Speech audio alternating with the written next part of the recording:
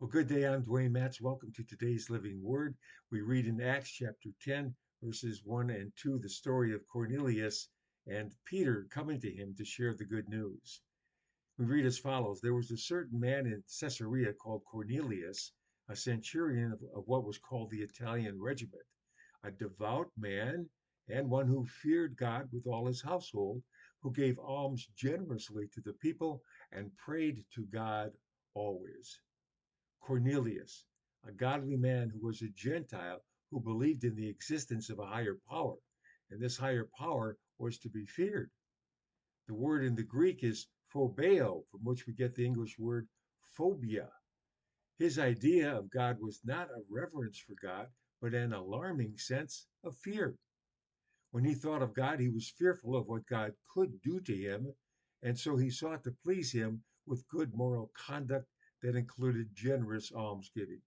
Certainly that would appease this phobia producing God.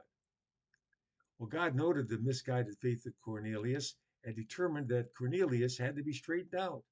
He needed to see the grace side of God.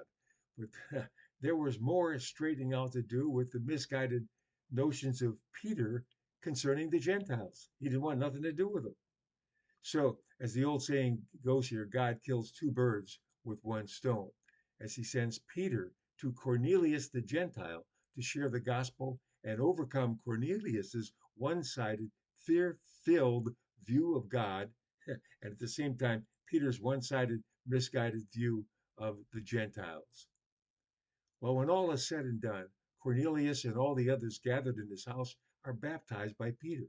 Their sins washed away in the waters of baptism, their phobia regarding God as a shaking in your boots kind of God now come alongside the tempering grace, mercy, and love and forgiveness of God offered through faith in Jesus Christ. The psalmist tells us this right there in Psalm 130, verse 4. He says, "But there is forgiveness with you, that you may be feared, revered, worshiped." The holiness of God, of course, never to be discarded. But because of Jesus, we, Gentile and Jew alike, are allowed to approach God without terror through the blood of Jesus. I'm Dwayne Matz, and that's today's Living.